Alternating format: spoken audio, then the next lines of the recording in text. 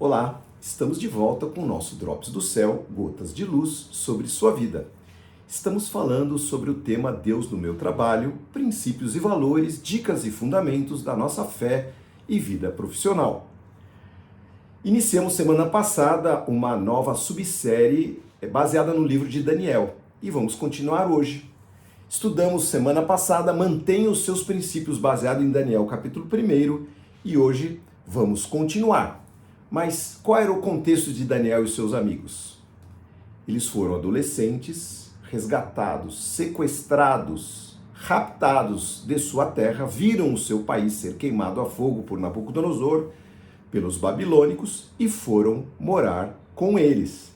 E lá, levados à corte para, quem sabe, servirem ao rei Nabucodonosor, justamente aquele que destruiu o seu país. Nada fácil para aqueles jovens. Como manter um padrão de retidão, como lidar com isso?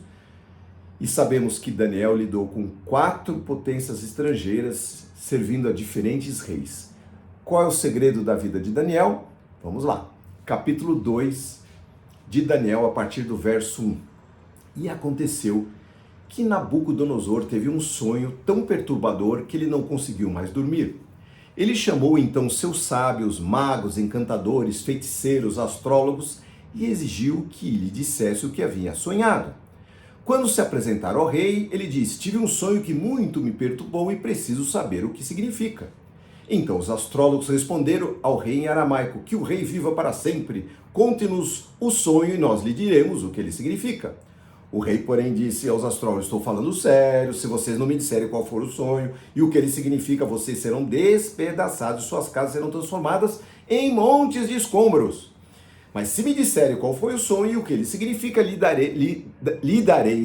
darei muitos presentes e muitas recompensas e honras. Portanto, diga-me qual foi o sonho e o que ele significa. E eles disseram novamente: rei, conte-nos o sonho e então lhe diremos o que ele significa. E o rei respondeu: sei o que vocês estão fazendo, vocês estão querendo ganhar tempo, pois sabe que falo sério. Se vocês não me contarem qual o sonho, vocês estão condenados. Por isso vocês ficam conspirando para me dizer mentiras na esperança que eu mudarei de ideia. Diga-me, porém, qual foi o sonho e então saberei que podem me explicar o que ele significa. Aí os sábios falaram: não há ninguém em toda a terra capaz de dizer qual foi o seu sonho. E nenhum rei, por maior e mais poderoso que seja, pediu algo assim a um sábio. É impossível cumprir a exigência do rei. Ninguém, exceto os deuses, podem dizer qual foi o seu sonho, e os deuses não vivem entre os mortais. Aí o rei perdeu a paciência, ficou furioso e ordenou que todos fossem mortos, inclusive Daniel e seus amigos. Arioque, comandante da guarda, foi lá até Daniel para matá-los, a ele e aos seus amigos. E Daniel dirigiu-se a ele com prudência e perguntou: por que o rei publicou um decreto tão severo? E Arioque lhe contou o que havia acontecido. Daniel então pediu um tempo para o rei para poder traduzir qual é esse sonho. Muito bem. Primeira parte desse capítulo, a gente tira quais lições? Primeiro é que tiranos têm ideias malucas, fazem bobagens e muitas vezes estamos sujeitos a eles, mesmo não concordando com eles. Bom, número 2. A sabedoria e o poder de Deus são tremendos. Por quê? Porque, em geral, Deus age de forma tal a matar vários coelhos com uma cajadada só. Nesse caso, dentre outras coisas, Deus queria mostrar o seu poder aos caldeus como Deus vivo e único para aquele povo que era politeísta, tinha muitos deuses. Número 2, promover os seus filhos na corte de Nabucodonosor. E ainda, de quebra, mostrar o que aconteceria nos séculos futuros. Fantástico! Só Deus consegue fazer isso. Muito bem. Continuação, verso 17 do capítulo 2. Em seguida, Daniel voltou para casa, contou aos seus amigos o que havia acontecido. Pediu que suplicassem ao Deus dos céus que tivesse misericórdia deles e lhes revelasse o segredo para que não fossem mortos como os outros sábios da Babilônia. Naquela noite, o segredo foi revelado em uma visão a Daniel. E Daniel louvou o Deus do céu e disse: maravilhoso, louvado seja o nome de Deus para todo sempre, pois a ele pertence sabedoria e poder. Ele muda o curso dos acontecimentos. Ele remove os reis dos seus tronos e põe outros em seu lugar. Dá sabedoria aos sábios e conhecimentos aos entendidos e eruditos. revela coisas profundas e misteriosas e sabe o que está escondido nas trevas, embora ele esteja cercado de luz. Eu te agradeço e te louvo, ó Deus de meus antepassados, pois me deste sabedoria e força e me mostraste o que pedimos, revelaste o que o rei exigiu. Lindo, esse salmo é um dos mais belos da Bíblia, o Salmo de Daniel. Outra conclusão que nós tiramos nesse texto específico, nessa parte desse capítulo, é que a necessidade nos leva a um outro patamar de busca, súplicas e oração, não é? É o clamor pela saúde dos nossos filhos, que não negociamos, pelo livramento do perigo, que nós não escolhemos palavras bonitas nem poesias para falar para Deus, pela vida ou pela morte, que é exatamente o caso. Nesse caso não tem cartilha, não tem catecismo, não tem escola dominical, não tem drops do céu, não tem missa, culto, sermão. Nós acionamos o modo desespero, no modo hard, e vamos aos pés de Deus, vamos aos pés de Jesus e clamamos desesperadamente, confiados no texto de Jeremias 29 que diz: bem conheço, diz Deus, o plano ou os planos que tenho para vocês, de bem e de prosperidade, e não de mal e de desgraça, para dar a vocês um futuro cheio de esperança. Sim, sou eu o Senhor que estou falando. Então vocês vão me invocar e orar a mim, e eu responderei. E vocês vão me buscar e me achar quando me procurarem de todo o seu coração, que é o caso nesse tipo de oração, não é? E eu lembrei do Salmo 25, que diz: o segredo do Senhor são para aqueles que o temem, que Deus revela os seus segredos aos seus escolhidos, não é? Salmo 34, busquei ao Senhor, ele me respondeu, livrou-me de todos os meus temores. Clamei ao Senhor em meu desespero, ele me ouviu, livrou-me de todas as minhas angústias. Ou seja, a Bíblia é repleta desses momentos de desespero pelos servos dele, aos quais Deus atende e vem em socorro. E assim aconteceu, ele revelou a Daniel. Próxima parte do capítulo, a partir do verso 24.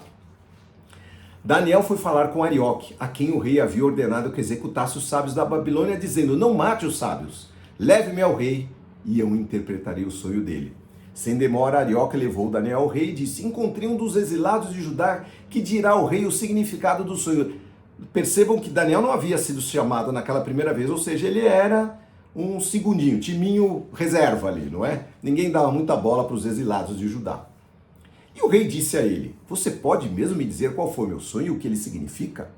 E Daniel respondeu: olha que lindo, não existem sábios, encantadores, magos nem adivinhos capazes de revelar o segredo do rei, mas há um Deus nos céus que revela segredos. E ele mostrou ao rei Nabucodonosor o que acontecerá no futuro. Agora eu lhe direi qual foi o sonho e as visões que o rei teve enquanto estava deitado em sua cama. Enquanto o rei dormia, sonhou com acontecimentos futuros. Aquele que revela segredos lhe mostrará o que acontecerá. Eu sei o segredo do seu sonho, não porque eu sou mais sábio que os outros, mas porque Deus deseja que o rei entenda o que se passava em seu coração. Coisa linda, queridos. A humildade de Daniel. E dar a Deus toda a glória, não buscar nenhum ponto para si, nenhum pedacinho de vaidade. E sem revanchismo contra o rei, que ele podia desejar que o rei morresse mesmo, né? Mas aí Daniel se engrandece diante dos nossos olhos quando a gente vê situações assim e vai entender por que aconteceu tanta coisa com ele. Muito bem, próximo episódio, verso 31 em diante. Em sua visão ao rei, essa é a revelação, havia na sua frente uma enorme estátua brilhante e a aparência dela era assustadora. A cabeça da estátua era feita de ouro, o peito e os braços de prata, a barriga e os quadris de bronze, as pernas de ferro e os pés uma mistura de ferro e barro cozido. Enquanto o rei observava, uma pedra cortada de uma montanha sem mãos humanas atingiu os pés de ferro e barro e os despedaçou. Toda a estátua então se desintegrou em minúsculos pedaços de ferro, barro, bronze, prata e ouro, e o vento levou tudo como se fosse uma palha num terreiro. Mas a pedra que derrubou a estátua se tornou numa grande montanha que cobriu toda a terra. Este foi o sonho. Uau! Uau! Agora direi, diz Daniel, ao rei o que ele significa. Ó rei, o Senhor é o maior de todos os reis atualmente. O Deus dos céus lhe deu soberania, poder, força e honra. Ele o fez governante de todo o mundo habitado e pôs até os animais selvagens e aves debaixo do seu controle. O Senhor é a cabeça de ouro. Quando, porém, seu reino chegar ao fim, outro reino inferior ao seu se levantará em seu lugar. Depois que esse reino tiver caído, um terceiro, representado pelo bronze, se levantará para governar o mundo. Depois dele haverá um quarto reino forte como ferro. Este reino esmagará e despedaçará todos os impérios anteriores, como o ferro esmaga e despedaça tudo o que ele atinge. Os pés e os dedos que eu vi, uma mistura de ferro e barro cozido, mostram que esse reino será dividido. Como o ferro misturado com barro não se combinam, ele terá tanto a força do ferro, mas terá a fragilidade do barro. A mistura do ferro e barro também mostra que esses reinos tentarão se fortalecer ao formar alianças entre si por meio de casamentos. Olha só a revelação. Contudo, não permanecerão unidos da mesma forma que o ferro não se une ao barro. Enquanto esses reis estiverem no poder, o Deus dos céus estabelecerá um reino que jamais será destruído ou conquistado. Reduzirá todos os outros reinos a nada e permanecerá para sempre. Este é o significado da pedra cortada da montanha, mas não por mãos humanas, que despedaçou a estátua de ferro, de bronze, de barro, de prata e de ouro. O grande Deus está mostrando ao rei o que acontecerá no futuro. O sonho é verdadeiro e seu significado é certo. Caramba, olha a autoridade que Deus deu para esse menino. Uau! Sonho profético e revelação sobre o rei, sobre o seu reino, mas também sobre reinos futuros e, mais importante, sobre aquela montanha, aquela pedra cortada sem mãos, o reino eterno e vindouro do Senhor Jesus, que não teria mais fim. Fantástico! E daí, o que aconteceu? Então Nabucodonosor se curvou à frente dele e ordenou que todo o povo oferecesse sacrifícios e queimasse incenso diante de Daniel. O rei lhe disse: verdadeiramente o seu Deus é maior de que todos os deuses, o Senhor dos reis, revelador de mistérios, pois você conseguiu revelar em segredo. O rei colocou Daniel em um cargo elevado e lhe deu muitos presentes valiosos. Nomeou o governador de toda a província da Babilônia e chefe de todos os sábios, para desespero dos sábios que já estavam lá. A pedido de Daniel, nomeou Sadraque, Mesaque e Abed-nego para cuidarem de todos os negócios da província da Babilônia, enquanto Daniel permanecia na corte junto ao rei. Que coisa tremenda! Deus cumpriu todo o seu papel, aqueles vários coelhos, né? Ele extraiu o louvor do perverso, do ímpio, daquele rei mau, vaidoso. Esse é o nosso papel na terra, queridos. É refletir e revelar em nossas vidas ao Senhor de tal maneira que o louvor e reconhecimento saia até da boca daqueles que não o conhecem. Uma atitude de fé daqueles jovens trouxe livramento, abriu portas, trouxe reconhecimento e louvor a Deus. Coisa tremenda, coisa linda. Esse capítulo, ele traz tanta riqueza para nós. Vamos meditar sobre ele. Medite sobre onde você está, o que Deus preparou. Talvez você não esteja na melhor situação, talvez o seu chefe não seja o melhor, a situação da sua família não seja o melhor, o seu contexto no seu país hoje não seja o melhor. Mas é sempre importante nós nos lembrarmos que o Senhor Deus está no comando de todas as coisas, não é? Agora, só um esclarecimento que é importante. Sempre é importante checarmos se os nossos atos ditos religiosos têm mais a ver com Deus do que conosco. Porque nessas horas a gente podia dizer: não, Deus, sou eu, que na verdade o Senhor não sabe, mas eu sou um cara preparado, eu tenho muitos anos, né?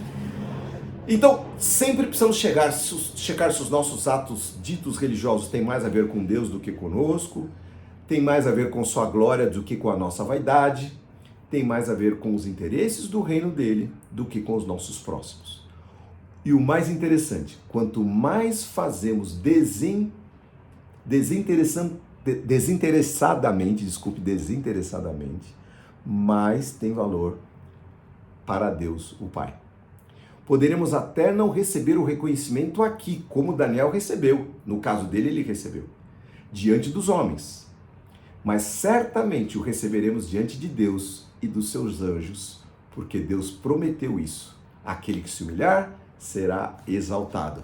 Vamos buscar a Deus em toda a nossa necessidade, e essa é a lição que o Senhor tinha preparado para hoje. Vamos orar. Senhor Deus, Tu conheces o que está em segredo, Tu conheces o que está dentro do coração dos homens, Senhor. O Senhor sabe o que eles sonham nas suas camas, o que eles pensam, o mais profundo dos seus pensamentos, as intenções do coração. E por isso o Senhor, ao nos dirigir e nos guiar, o Senhor consegue nos levar por caminhos que nós não podemos imaginar. Muitas vezes achamos que tomamos conta melhor da nossa vida do que o Senhor, mas isso é loucura, porque o Senhor conhece todas as intenções dos que nos cercam. O Senhor conhece o presente e o futuro e sabe todo o nosso passado, nosso background, de onde nós vivemos. O Senhor sabe dos outros também. O Senhor sabe todas as coisas, o Senhor pode todas as coisas. O Senhor é o Deus Todo-Poderoso. E este capítulo fala deste poder.